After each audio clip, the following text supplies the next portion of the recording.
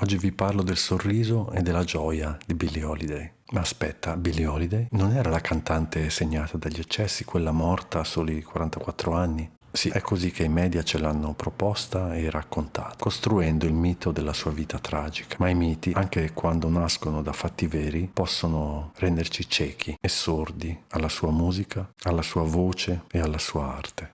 Makes no difference how I carry on. Just don't talk. Please don't talk. Don't you talk about me when I'm gone.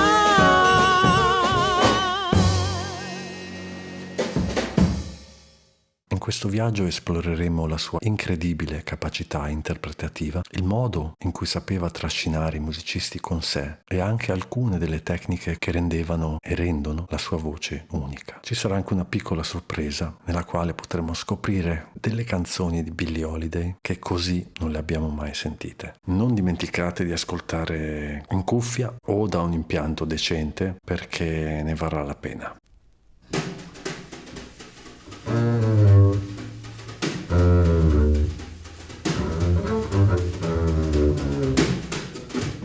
Billie Holiday è conosciuta sicuramente per la sua vita sregolata, per le difficoltà che ha avuto, per la sfortuna che ha avuto, se vogliamo, fin dalla prima giovinezza. Leggendo la sua autobiografia, ascoltando o leggendo le interviste che ha dato, guardando il documentario uscito nel 2019, guardando il film Gli Stati Uniti vs Billie Holiday, guardando i suoi video su YouTube, si ha un'immagine spesso molto drammatica, quasi mitizzata. Se si fa una ricerca delle fotografie che ci sono di Billie Holiday, ecco che si scopre che nella maggior parte di queste fotografie Billie Holiday o sorride o ride, ed è proprio su questo che mi voglio soffermare, sulla sua energia positiva che ha mantenuto per tutta la sua vita. Ho cercato di raccogliere delle canzoni che danno un'immagine sonora di Billie Holiday che non sia quella della drammaticità del dolore, della solitudine. Era veramente una persona resiliente perché nonostante le difficoltà è riuscita attraverso l'arte, attraverso la sua voce, a fermare, a dare un ordine al caos della sua vita, e in quest'ordine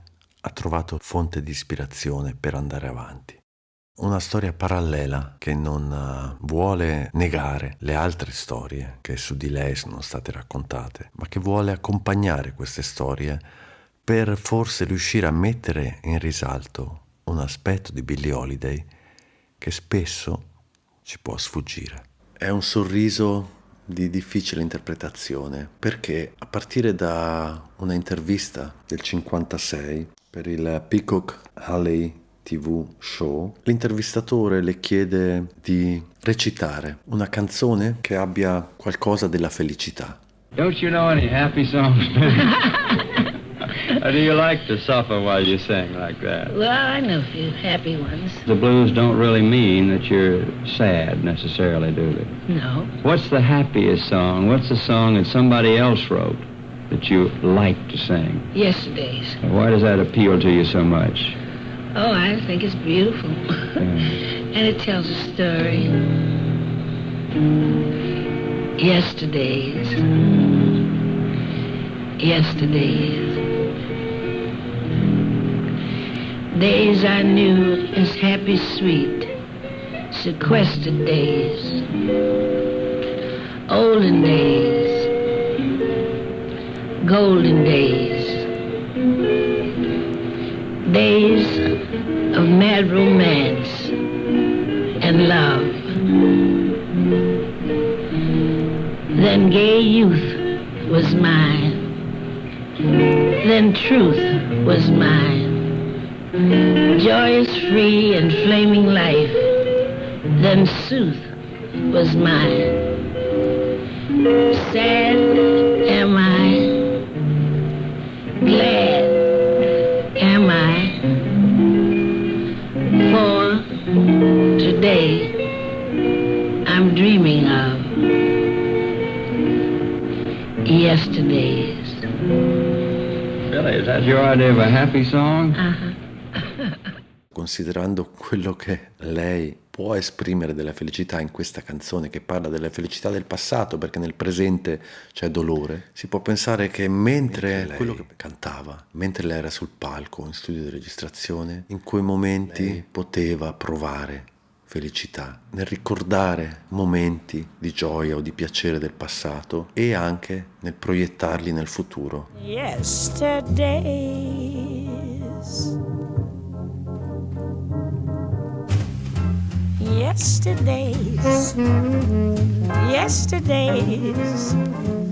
days I knew as happy, sweet, sequestered days, olden days, golden days, days of mad romance and love. Then gay youth was mine, then truth was mine, free and flaming life, sooth was mine, sad am I, glad am I, for today I'm dreaming of yesterdays.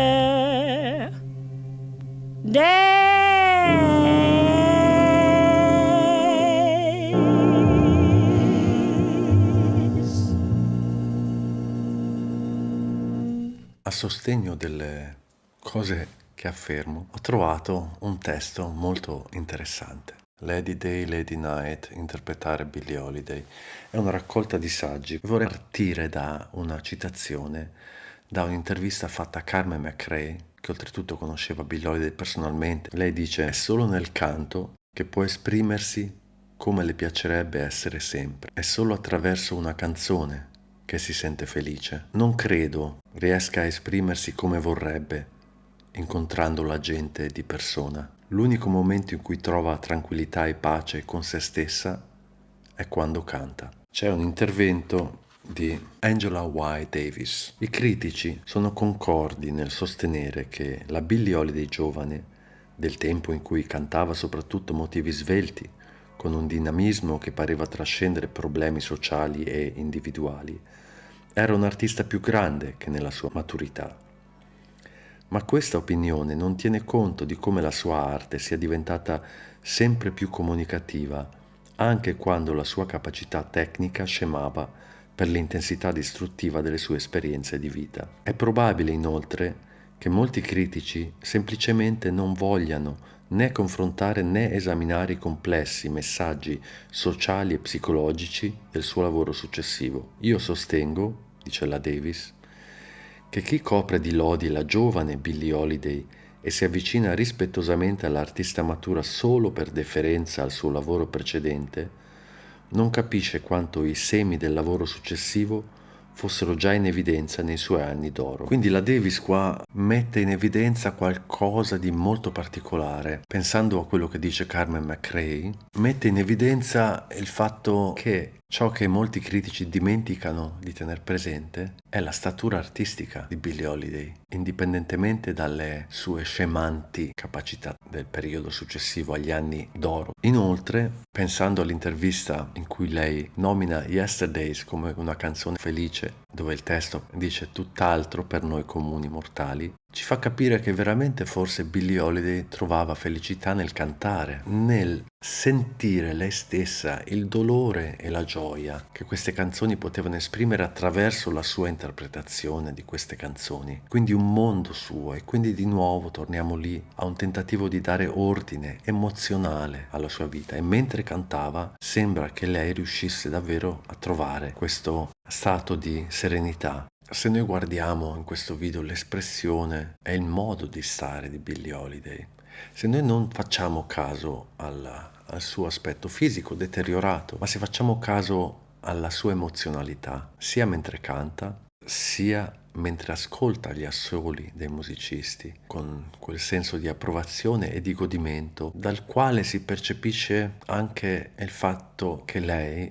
quando suonava, quando cantava, sembra davvero che si sentisse un musicista insieme agli altri musicisti, perché godeva della musica insieme a loro, godeva dei loro assoli, e dopo i loro assoli il suo modo di riprendere il testo acquisisce qualcosa di più. In tutto questo naturalmente non stiamo parlando della gioia che si può provare semplicemente nel fatto di suonare o cantare, nel fatto che mentre canti, mentre suoni, sei in un altro stato emotivo, sei dentro quello che fai, e essendo dentro quello che fai, il mondo esterno per un momento ti lascia libero di esprimerti per quello che sei. Ci sono anche dei momenti in cui nelle sue canzoni la gioia, la felicità è nel presente, ma sono veramente poche. E il suo sorriso in tutte queste foto sembra lo stesso un sorriso di una persona piena di voglia di vivere, di una persona che vive il momento. Ecco, forse Billie Holiday ha vissuto il momento, senza voler fare dei giudizi su come ha vissuto i suoi momenti. A guardare le sue foto sembra che molti momenti della sua vita abbiano avuto, se non felicità, qualcosa come serenità. Quando canta,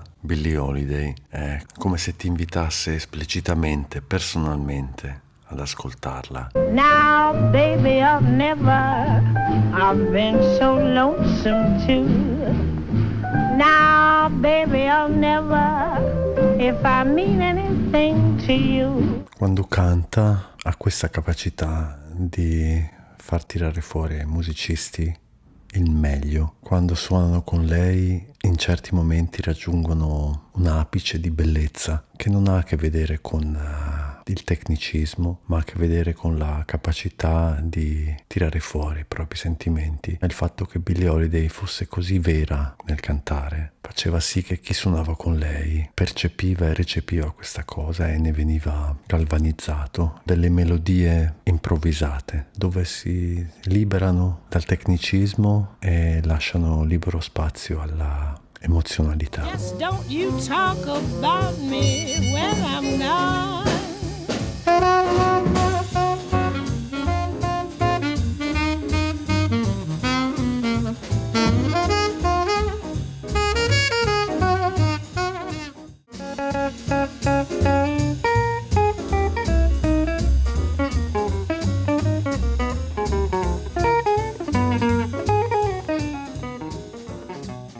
Cosa dicono tanti critici rispetto alla sua voce, alla sua arte? Molti dicono che lei sia stata un talento naturale. Sì, certo che era un talento, ma il lavoro che c'è dietro, la disciplina che c'è dietro è innegabile. Tuttavia, molte delle persone che hanno seguito Holiday dicono che lei provava raramente. E allora come la mettiamo? Ci interessa questa domanda? Sì, ci interessa, perché provare ad andare a scoprire da dove deriva questa cosa che ci cattura nella sua voce ci avvicina un po' di più a lei. Allora, sicuramente sono almeno due gli elementi importanti che hanno formato Billie Holiday artisticamente. Il primo è la vita notturna a Baltimora, quando ha cominciato a frequentare attivamente i bordelli, che erano l'unico posto pubblico dove si sentisse musica, dove ci fossero dei grammofoni. La seconda cosa è che il suo padre, Clarence Halliday, era un musicista, suonatore di banjo e chitarra. Di lui si è detto tanto, meno che il fatto che fosse un ottimo musicista che arrivò a suonare con l'orchestra di Fletcher Henderson, nella quale rimase credo per 3 anni fino al 1933. Lui oltretutto cantava.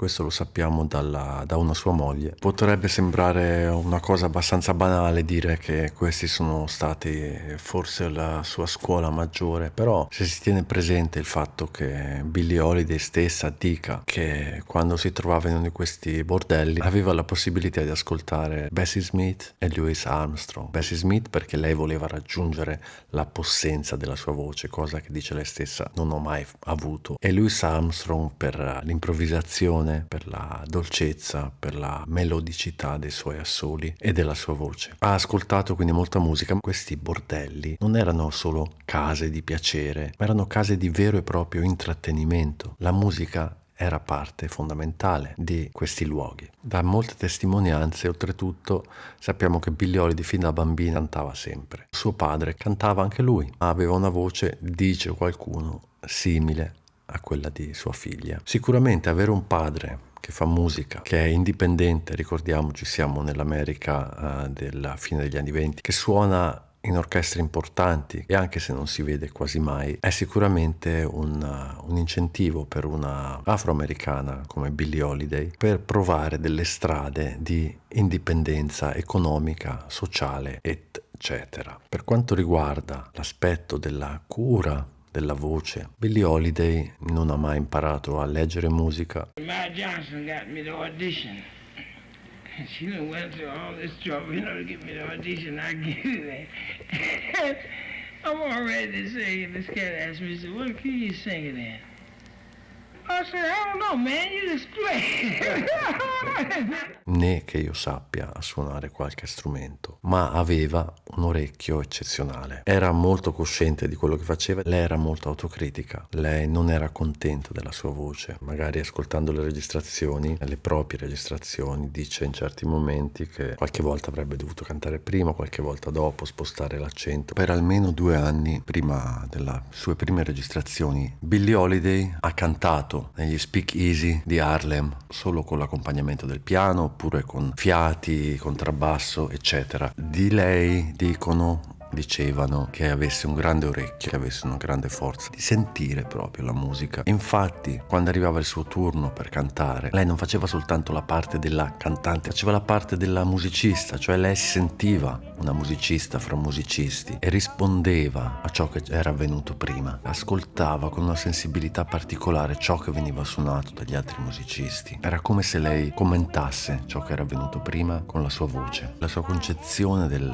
cantato coincideva con la concezione dello strumento, e questo faceva sì che tutto l'insieme era un dialogo fra musicisti. E il fatto che avesse cantato in questi speakeasies ad Harlem e prima ancora a Baltimora fa sì che, andando di tavolo in tavolo e cantando singolarmente alle persone, che le sue interpretazioni diano l'impressione che lei stia cantando a 1, 2, 3 persone. La sua estensione vocale era piuttosto limitata e questo faceva sì che lei utilizzasse veramente poche note. Per quanto riguarda i testi, si dimentica spesso che le parole sono parte integrante della melodia e, come diceva Lester Young, per fare un assolo su una canzone un musicista deve conoscere bene le parole, di modo che nell'assolo cerchi di dare una sensazione di ciò che quel testo racconta. E Billie Holiday, cantando in maniera simile a strumenti a fiato, soprattutto nei primi anni si sente questa cosa molto, e avendo un registro così piccolo abbozzava nelle sue canzoni una tavolozza di colori per cui ti presentava un quadro mentre cantava. Lei non era una solista nel senso tipico del cantante solista che fa lo scat, e spesso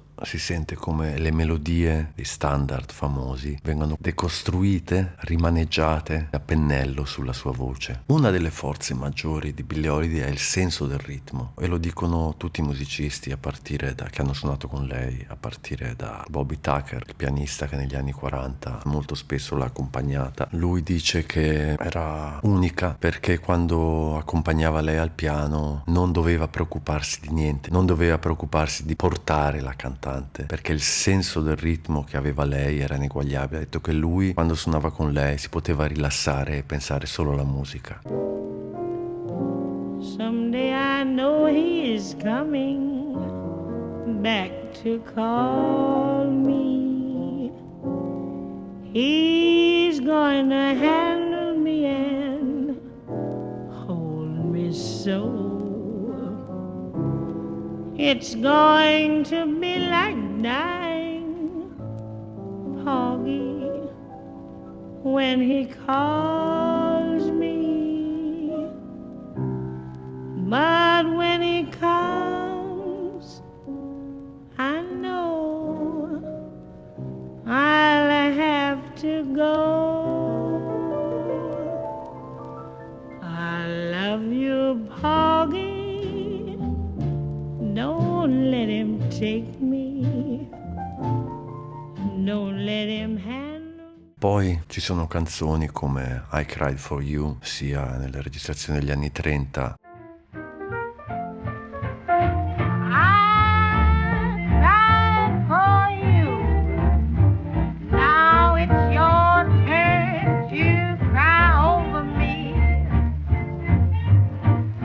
Every road has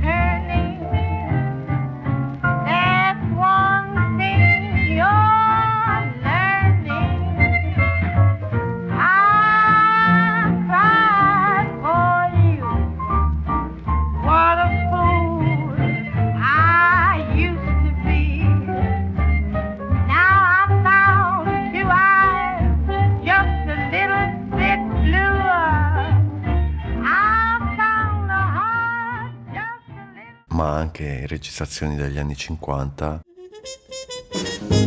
I cried for you. Now it's your turn to cry over me. Every road has a turning, and that's one thing you're learning. I cried for you. Oh, what a fool I used to be. But I found two eyes just a little bit bluer. I found a heart just a little bit truer. I cried for you. Now it's your turn to cry over me.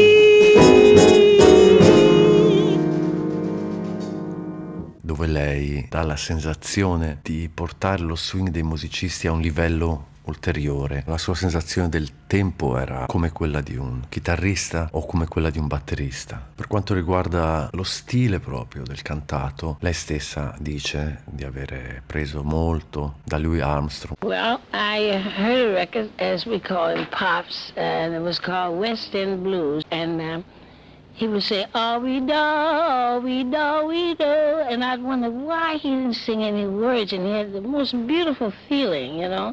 So I wanted his feeling.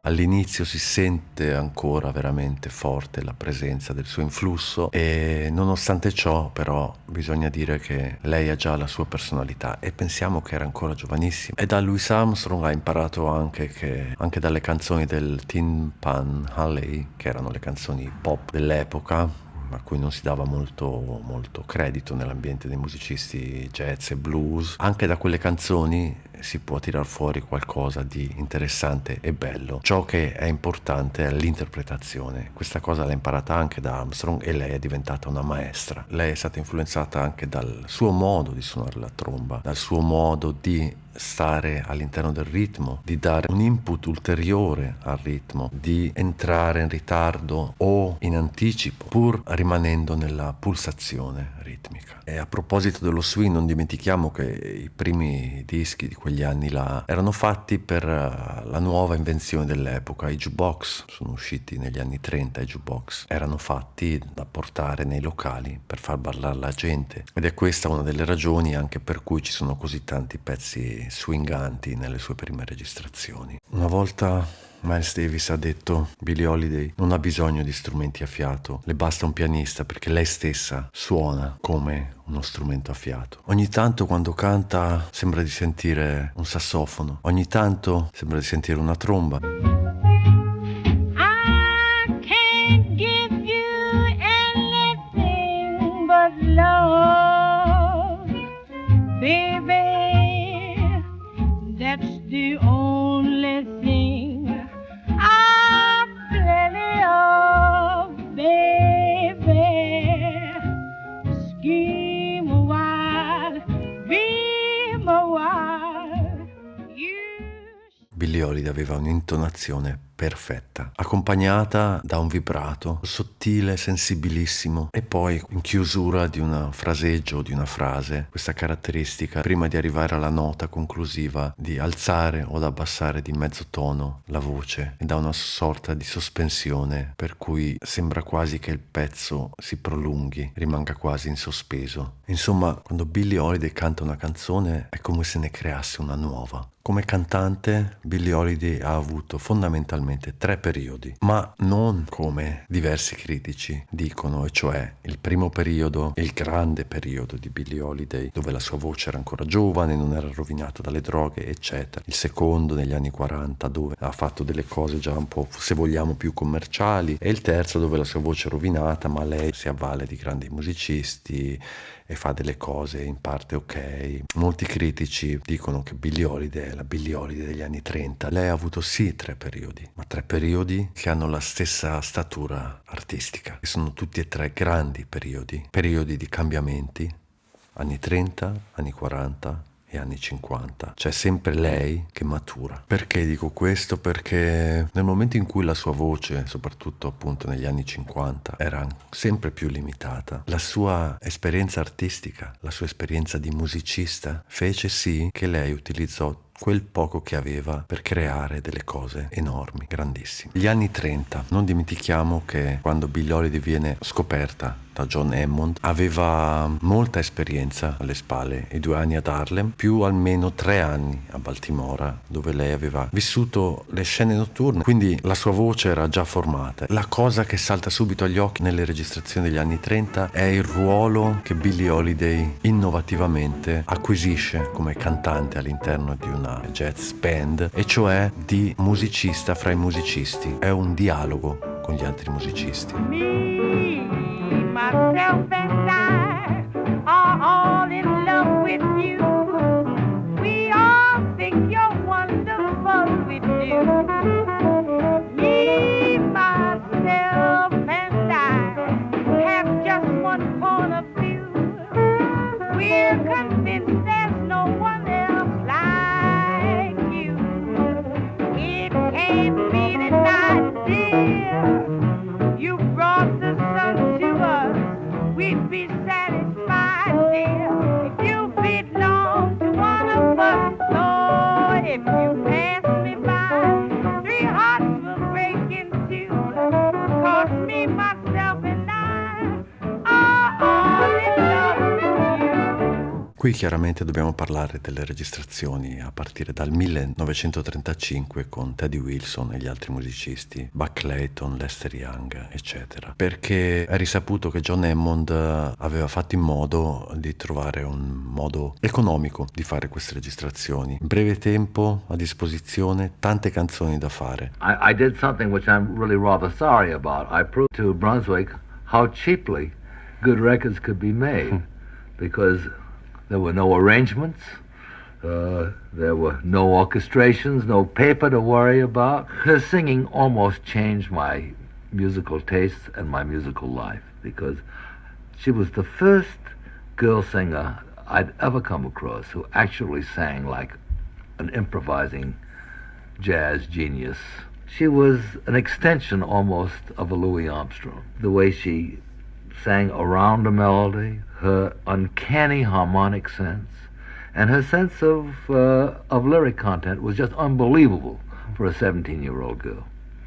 And her time must have been something. It was something else. There was an interplay between Lester Young and Buck and Billy that was, unique in music. Teddy Wilson prepara le canzoni, le introduzioni e prepara la chiusura, e poi in studio spiega brevemente ai musicisti com'è l'introduzione e com'è la chiusura, naturalmente la sequenza degli assoli. Per quanto riguarda Billie Holiday, Teddy Wilson dice che il giorno prima o 2 giorni prima si trovavano a casa sua, lui con un plico di canzoni, e insieme sceglievano le canzoni che provavano al pianoforte in casa, e il giorno dopo o 2 giorni dopo si era in studio e si registrava. Shy little he and she were declaring love's old story in the shade of the old apple tree. A sunbonnet blue and a yellow straw hat decided to say I do. So they rode to Judy and Glory on a bicycle built for 2. Years have passed, the song's old, the summer days are through. With silver threads among the gold, they still say I love you. A sunbonnet blue and a yellow straw hat are true to this very day, for he loves her in December as he did in May.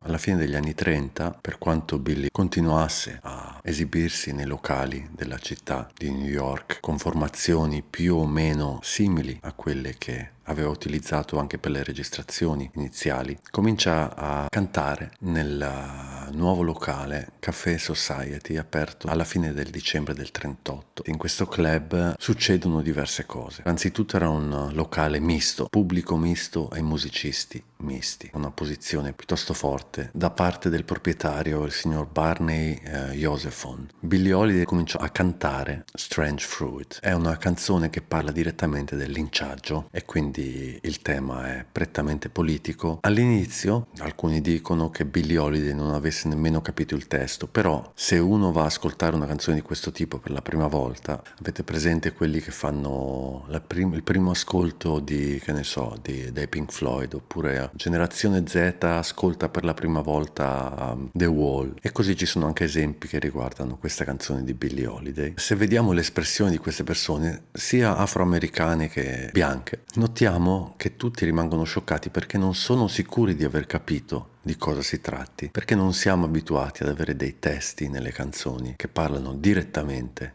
di cose molto scottanti. Nel 39 il tema del linciaggio non veniva sicuramente direttamente utilizzato nelle canzoni, e Billie Holiday è la prima a fare una cosa di questo tipo. John Hammond, il suo produttore, disse che con Strange Fruit la vera Billie Holiday era finita, passando da quello che l'aveva contraddistinta, da questo swing da camera o da big band, perché aveva lavorato un paio d'anni con Count Basie e un altro anno almeno con Artie Shaw girando per gli Stati Uniti, e lei ora si dava a canzoni che non avevano a che fare con il jazz. Bisogna dire che in questo periodo Billie Holiday in effetti ha una grossa trasformazione artistica, e cioè comincia a fare canzoni denominate torch songs, canzoni che parlano di amori non corrisposti, di amori violenti, di storie insomma molto tristi. Questa è una tradizione già esistente allora, che prende le mosse anche, non solo, dall'Europa. Edith Piaf è o sarà una delle protagoniste di questo torch songs. Billie Holiday proprio in questo periodo trova la sua identità artistica. Perché dico questo? Teddy Wilson, il suo pianista delle registrazioni, degli inizi, dice, una volta che lui l'aveva incontrata in un locale, che lei gli ha confidato che aveva finalmente trovato la sua strada, la sua identità, e che era molto soddisfatta di come cantava. Quindi questo periodo, seppur sia visto da molti critici come il primo periodo in cui Billie Holiday si allontana da se stessa, è in realtà un periodo dove Billie Holiday scopre degli altri lati di se stessa e comincia a lavorare su questi. In più, le tecniche di registrazione sono migliorate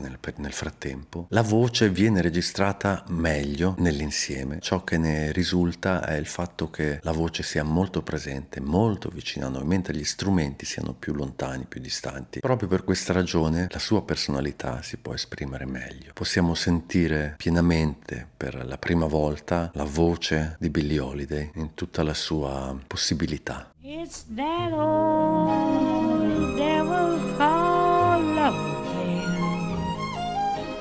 gets behind me and keeps giving me that shovel again, putting rain in my eyes, tears in my dreams, and rocks in my heart. Ed è proprio qui, in questo periodo, in cui Billie Holiday comincia a fare nelle sue performance qualcosa che forse prima ancora era in fieri, era ancora in divenire. Comincia a interpretare. In che senso? Comincia ad essere ciò che, facendo un parallelismo, fanno gli attori, i migliori attori, quando interpretano un film. Se questo film è fatto bene e se lui è così bravo, ci dimentichiamo di stare guardando un film mentre lo guardiamo. E così è con Billie Holiday. Da questo periodo in poi, quando canta, ci dimentichiamo che sta cantando. Noi crediamo ad ogni parola che dice. Lei diventa una interprete. Certo, ci aveva già abituato alla sua bravura nelle registrazioni degli anni 30, quando era in grado di trasformare canzoni di secondo rango. Un esempio per tutti è What a Little Moonlight Can Do, una canzone che sia come testo che come melodia di per sé non ha niente di grandioso, ma nella sua interpretazione diventa tutta un'altra cosa. What little moonlight can do. Wait a while till little moonbeam comes peeping through. You'll get bored. You can't resist him at all, you said, when you have kissed him is ooh. What a little moonlight can do. altro esempio bellissimo è la sua registrazione di Easy Living, nella quale si sente la sua arte di solista senza bisogno di fare scat. I'll never regret the things I'm giving. They're easy to give when you're in love.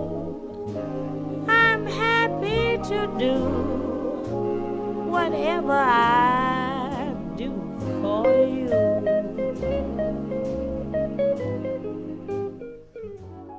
Pensiamo anche a Now Baby or Never. Il suo swing nel cantato ha un altro accento rispetto allo swing della canzone e questo porta a due livelli differenti nell'ascolto, tanto che ci sembra quasi di perderci, perché lei ha una specie di pulsazione tutta sua e però è in grado sempre di rientrare nella pulsazione della musica. Negli anni 50, a partire per la precisione dal 52, il produttore è Norman Granz. La scelta maggiore che lui fa è quella di portare la musica di Billie Holiday vicina a quella che lei aveva fatto negli anni 30, e cioè piccole ensemble. I critici dicono che questa Billie Holiday degli anni 50 non è altro che la parodia di se stessa. Fondamentalmente dicono questo perché sono legati a una mitologia di Billie Holiday, al mito di Billie Holiday, che non parte dalla sua arte, ma parte dalla rappresentazione che i media all'epoca ne hanno fatto, che è la stessa rappresentazione che continua oggi, un mito per cui Billie Holiday è la lady del blues, della sofferenza. A questo proposito vorrei far notare che nel repertorio di Billie Holiday il blues, musica con un tipo di accompagnamento e un tipo di armonia derivata tipicamente dal blues, sono veramente poche. In realtà Billie Holiday, a differenza di ciò che avveniva nelle registrazioni degli anni 30, soprattutto nel periodo con Teddy Wilson, lei faceva parte dell'ensemble proprio come uno strumento. Spesso aveva nel brano solo un piccolo chorus, magari alla fine certe volte. A me questa cosa è sempre piaciuta tantissimo, perché si sente raramente nel jazz che la cantante non abbia il ruolo di protagonista. Qui invece non solo ha il ruolo di protagonista, ma diventa il boss vero e proprio. È lei a dettare ciò che accade nella session. È sicuramente vero che la sua voce è più debole, è sicuramente vero che la sua voce ha un range inferiore a quello degli anni 30, che già non era enorme, ma il suo stile si affina sempre di più, il suo senso del timing, del tempo, diventa praticamente perfetto. Il controllo del colore della voce, dei diversi colori della voce, le nuance dei suoi fraseggi, in definitiva la sua capacità di trasformare una qualsiasi canzone o ballata in qualcosa di completamente nuovo, tanto da poter dire che Billie Holiday non aveva ancora cantato così bene come adesso. These Foolish Things è un esempio perfetto per farvi capire di cosa sto parlando. Ci sono due registrazioni, una del 1936 e l'altra del 1952. A cigarette that bears on lipstick's traces, an airline ticket to romantic places, and still my heart has wings. These foolish things remind me of you. A cigarette that bears lipstick's traces, an airline ticket to romantic places, and still my heart has wings. These foolish things remind me of you. You came, you saw, you conquered me. When you did that to me, I knew somehow this had to be. You came, you saw, you conquered me. When you did that to me, I knew somehow this had to be.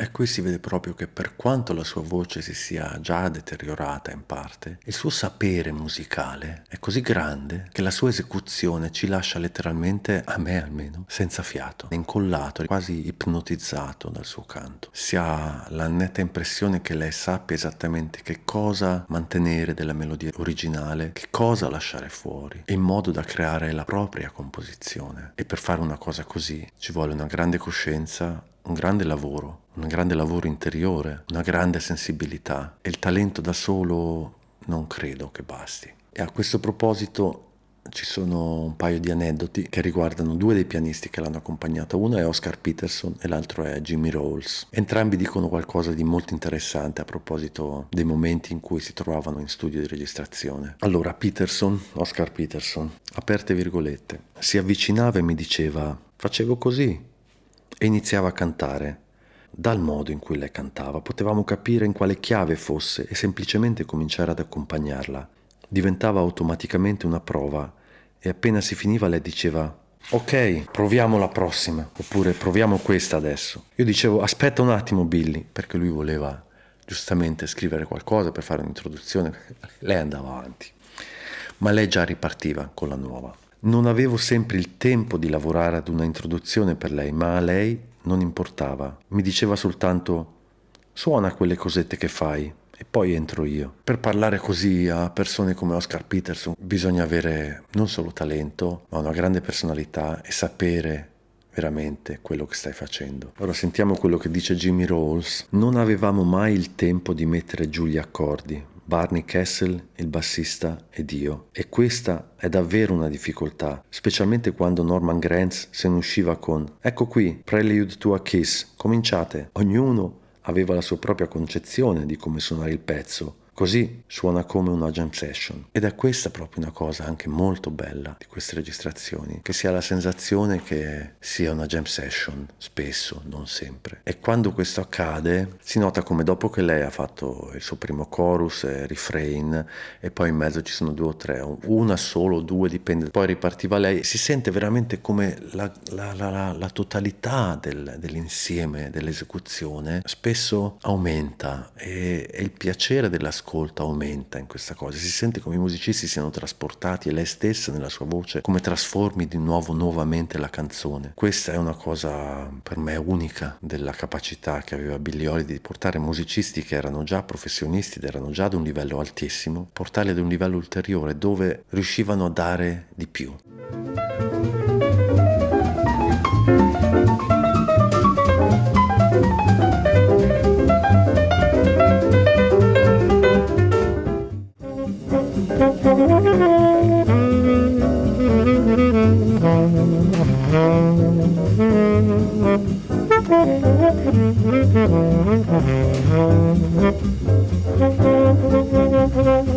When I remember every little thing you used to do, I grow lonely.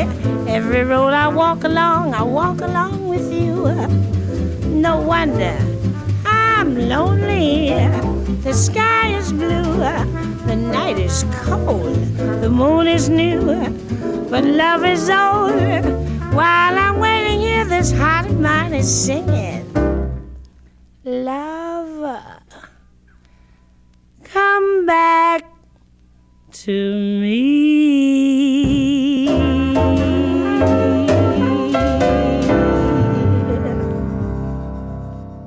Tanto che sono andato ad ascoltarmi spesso registrazioni di loro come solisti e per quanto siano eccezionali, mi piacciono molto, spesso ho la sensazione che non raggiungano quel livello di arte che raggiungono con Billie Holiday. E se l'effetto sorpresa e l'effetto di scoperta erano cose che contraddistinguevano le registrazioni degli anni 30, e anche se qui le registrazioni sono più convenzionali, ci sono veramente dei momenti dove come ascoltatore ti trovi fulminato ed è sicuramente difficile dire che cosa sia a rendere questa cosa a noi ascoltatori, ma credo che quando succedono queste cose si può parlare di arte. Gli ultimi 2 album, quello del 58 e quello del 59, Lady in Satin e Last Recording, sono 2 album dove il pubblico, sia critici quindi che noi normali ascoltatori, si dividono. Molti critici dicono che la voce di Billie Holiday qui non vale praticamente nulla, non lo dicono così, ma è questo che intendono, e che gli arrangiamenti di Ray Ellis siano degli arrangiamenti molto pop, che col jazz non hanno niente a che vedere. In risposta vorrei leggere un commento che fece Miles Davis. La preferisco ascoltare ora, è diventata molto più matura. Qualche volta puoi cantare canzoni per 5 anni e improvvisamente sei illuminato su cosa significhi quella canzone. Credo che una delle cose centrali a cui pensa Miles Davis affermando ciò che dice è il fatto che non ha importanza che cosa fai, ma ha importanza come lo fai. Come lo fai rende importante cosa fai. Se in Lady in Satin non c'è nemmeno una canzone dove Billie Holiday sorride, nelle sue ultime registrazioni, nel suo ultimo album, Last Recordings, ce ne sono almeno 2. Sometimes I love you, sometimes I hate you, but when I hate you, it's 'cause I love you. That's how I am. So what can I do? I'm happy when I'm with you.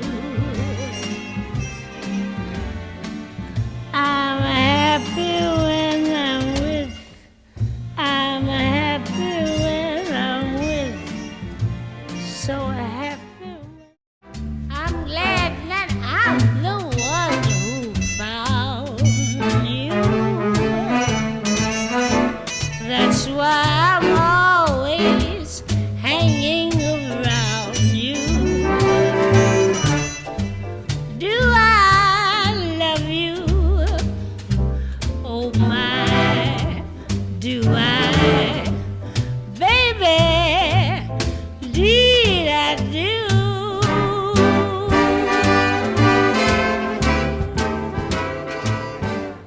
È arrivato ora il momento della sorpresa. Mi sono sempre chiesto se sarebbe diverso sentire certe registrazioni di Billie Holiday in mono se si potessero sentire in stereo. Mi sono sempre chiesto se una qualità migliore di quelle registrazioni avrebbe cambiato il mio ascolto, o se c'è anche questo aspetto nel piacere dell'ascolto di queste canzoni, di questa patina nostalgica per cui appunto le registrazioni vecchie hanno un che di reminiscente.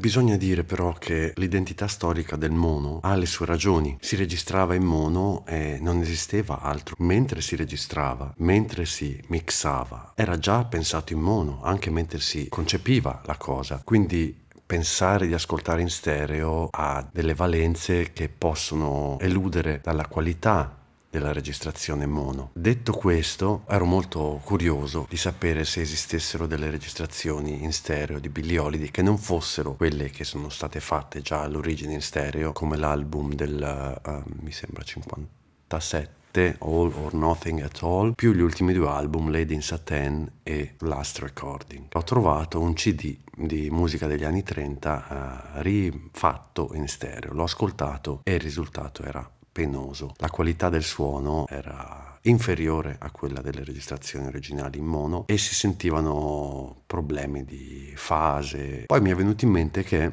io ho un programma Logic e esiste un cosiddetto stem splitter con il quale puoi dividere le tracce che hai in una registrazione. Ho fatto delle prove e ci sono dei risultati interessanti.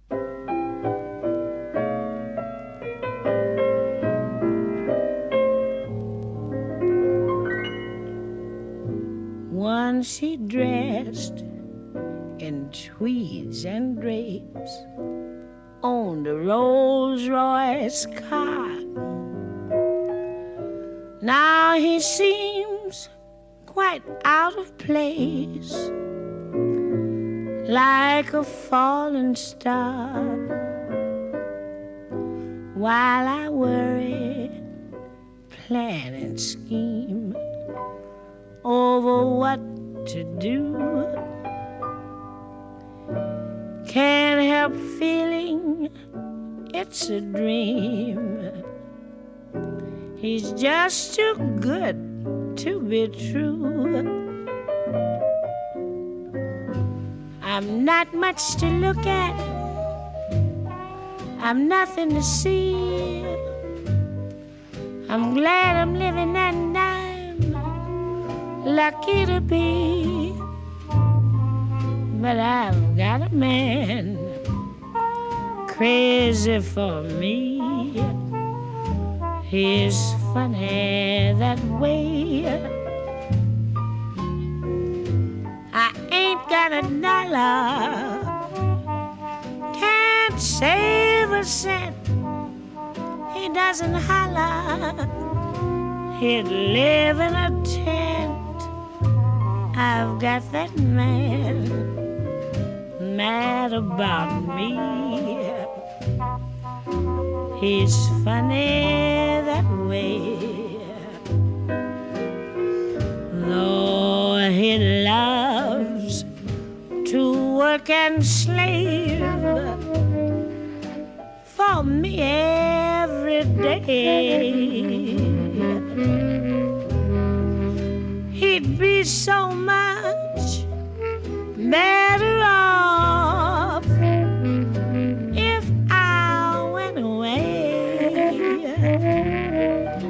But why should I leave him?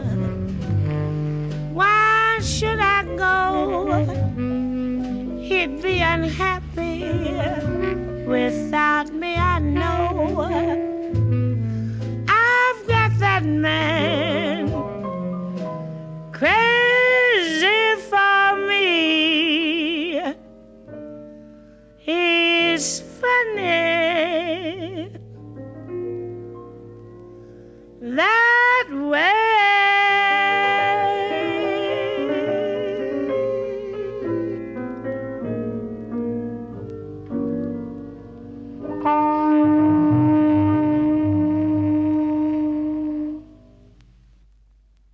Se, come diceva Billie Holiday, la gioia è nella bellezza e nel raccontare una storia, allora forse, ascoltandola, possiamo sostare in quel luogo dove la sua voce si apre alla vita e la bellezza del suo sorriso suggerisce questa stessa storia. These foolish things remind me